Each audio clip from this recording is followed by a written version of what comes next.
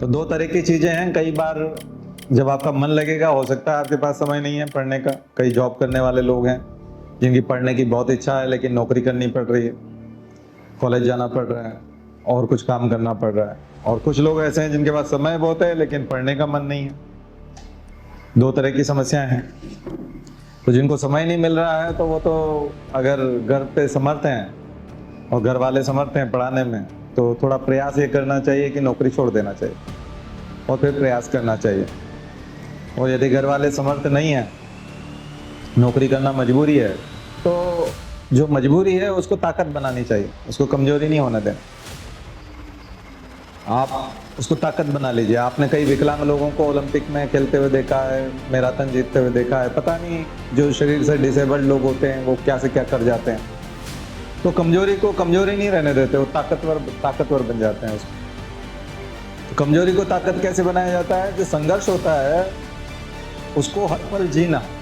यानी मेरे साथ ऐसी सामान्य परिस्थितियां नहीं है, मैं असामान्य करके दिखाऊंगा, काम करके दिखाऊंगा। चुनौतियां सामने मोल लेने से भी कई बार ताकत बढ़ती है। इसलिए कई लोगों के हौसले बहुत ज्यादा होते हैं और कई मोर्चों पे काम कर रहा होता है व्यक्ति।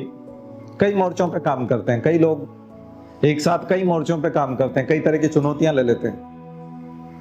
और कुछ लोग एक चुनौती होती है उससे भी नहीं जूझ पाते, उसको भी दूसरे के ऊपर डाल देते हैं।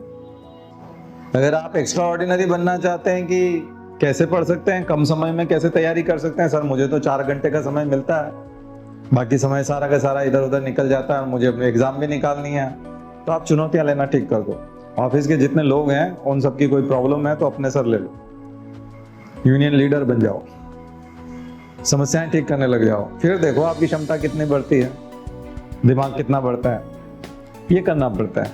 कमजोरी है तो उस कमजोरी को लड़ने का एक तरीका है। फिर क्या होगा? फिर आप अपने आप को ठीक भी रखने लग जाओगे। पहले आलस कर जाते थे, व्यायाम नहीं करते तो व्यायाम करने लग जाओगे क्योंकि पंगा हो गया, अब उसमें जीतना भी है।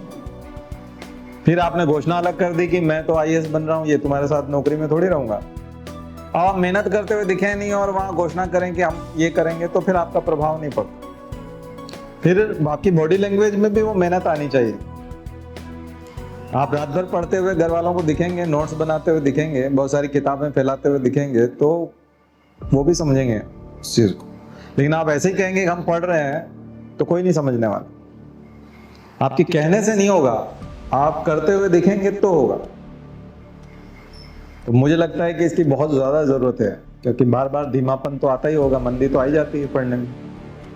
और ये लक्ष्य इतना बड़ा है कि इसमें साधारण ढंग से पढ़ाई करके तो आप पास कभी नहीं होंगे। असाधारण परीक्षा है तो असाधारण पराक्रम भी लगेगा, और असाधारण पराक्रम करने के लिए असाधारण मन चाहिए।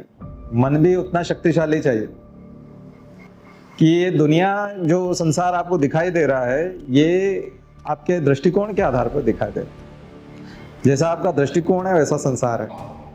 इसलिए बदला जाए दृष्टिकोण यदि, तो इंसान बदल सकता है, और दृष्टिकोण के परिवर्तन से अरे जहान बदल सकता है। सिर्फ दृष्टिकोण का परिवर्तन कर दिया, देखने का नजरिया बदल दिया, तो पूरा का पूरा संसार वो बदला हुआ दिखाई देगा। ऐसा लगेगा कि सब लोग सहयोग कर रहे हैं, सब लोग कोऑपरेट कर रहे हैं, बल्कि जो निगेटिव है उनमें भी पॉजिटिविटी दिखाई देगी कि ये ऐसा कर रहे हैं, इस वजह से मुझे बनना है, ऐसा लगने लगता है।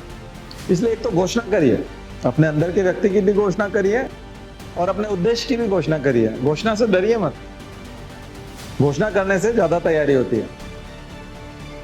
हम घोषणा नहीं करते। देखो, मैंने आज तक ऐसा कोई आईएएस नहीं देखा कि उसने गुपचुप तरीके से पढ़ाई की और उसका प्रीलिम्स निकला और किसी को पता नहीं चला, बाद में उसका मेंस भी निकल गया और उसका इंटरव्यू भी हो गया, और एक दिन जब रिजल्ट में लिस्ट आई तो उसमें उसका नाम था और वो आईएएस था, और सब चौंक गए, अरे ये आईएएस कब बन गया। ऐसा होता ही नहीं है, ध्यान रखो। इसलिए जो ऐसा सोच रहे हैं कि हम बिल्कुल गोपनीय तरीके से पढ़ लें और फिर सबको एक दिन चौंका देंगे, बाकी अभी किसी को नहीं बताते, ऐसा कभी नहीं होगा, ऐसा होता नहीं है। क्योंकि जो आप करते हैं वो आपके व्यक्तित्व में आता है और फिर वो दिखेगा, सबको दिखेगा।